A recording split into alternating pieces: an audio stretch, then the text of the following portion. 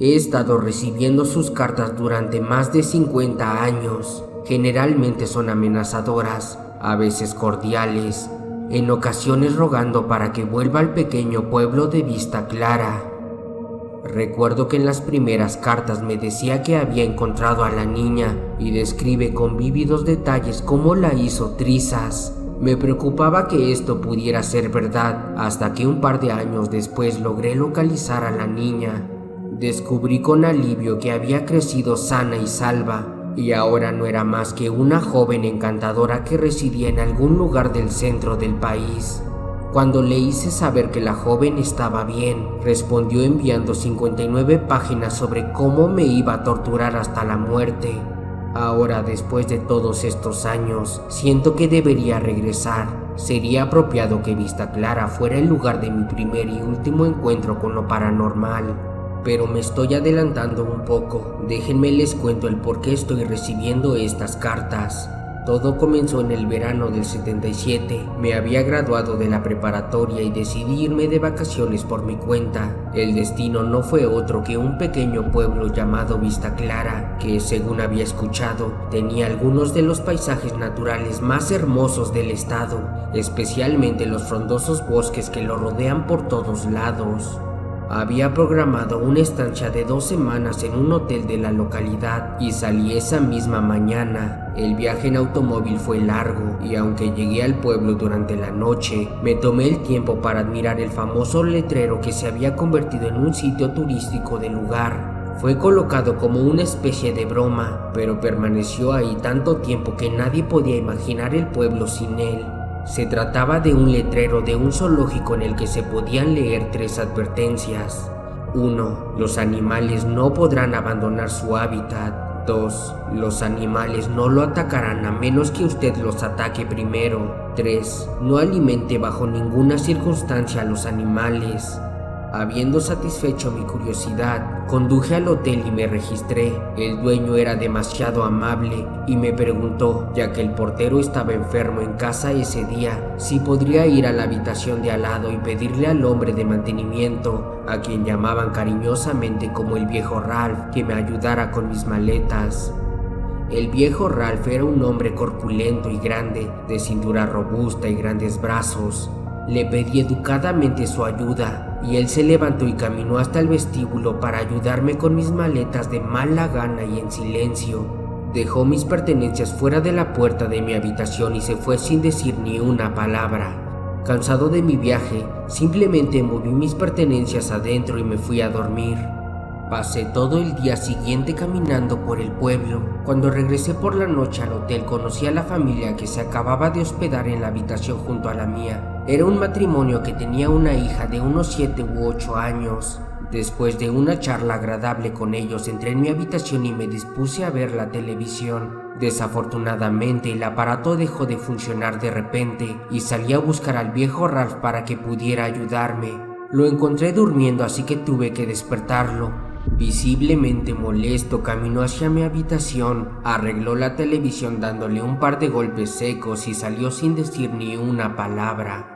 Unos segundos después de que se fue, lo escuché chocar con algo y comenzó a maldecir en voz alta. Salí de mi habitación y lo vi discutiendo con el padre de la familia con la que acababa de platicar. El viejo Ralph estaba absolutamente furioso, prácticamente echando espuma por la boca mientras le lanzaba insultos y maldiciones. El padre parecía enojado, mientras su esposa y su hija permanecían en la puerta asustadas.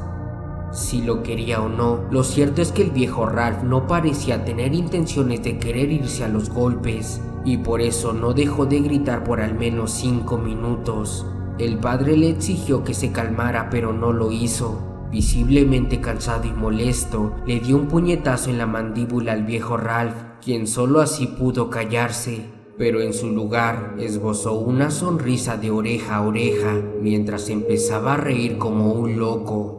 No quería meterme en problemas, así que regresé a mi habitación para poder dormir un poco. Tan pronto cerré los ojos, los abrí abruptamente por el bullicio de la habitación de al lado. Era una mezcla de golpes, gritos y lo que parecía ser madera astillándose. Salí corriendo de mi habitación hacia el cuarto de al lado, donde una puerta destrozada de madera colgaba de las bisagras.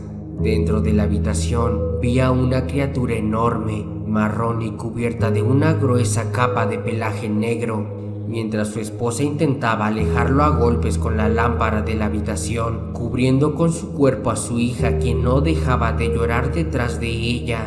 La criatura, aproximadamente del tamaño de un gorila, pero con una cabeza canina muy parecida a la de una hiena, la ignoró y continuó deleitándose con las extremidades de su esposo. Una vez que la criatura terminó de devorar al hombre, centró su atención en la mujer, quien sufrió el mismo destino. Comenzó con sus piernas, luego con sus brazos y finalmente con su torso y su cabeza. Pude escuchar el crujido de sus huesos en la boca de la criatura. Solamente cuando la criatura levantó la vista y comenzó a arrastrarse lentamente hacia el rincón donde la niña lloraba, como si disfrutara del terror que le estaba infligiendo, entré en acción, salté en su camino y tomé a la niña entre brazos. Cuando giré fui recibido por dos ojos amarillos brillantes justo delante de mi cara. Grité tan fuerte como pude, pero sabía que no tenía escapatoria. Pensé que ambos moriríamos, pero pronto me di cuenta que la bestia no se movía y solo me miraba. La criatura me habló con calma.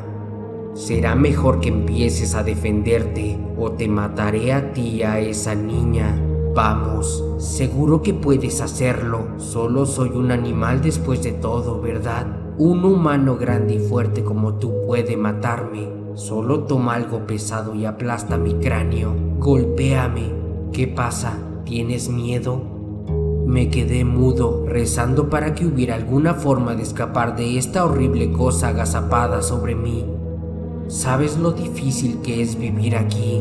Ni una sola persona en todo este maldito pueblo me tocará. No cuando los insulto o rompo sus ventanas, ni siquiera me notan. Pero ustedes, los turistas, son diferentes. Les gusta la pelea por instinto. Vamos, hazlo. Dije que me golpearas ahora. Para este punto no entendía el por qué la bestia no me atacaba, y fue cuando recordé el letrero que vi al llegar a este pueblo y lo entendí todo. Antes de que pudiera decir algo, la criatura se derrumbó mientras se agarraba el estómago. Comenzó a vomitar sangre y los restos de las dos personas que acababa de ingerir.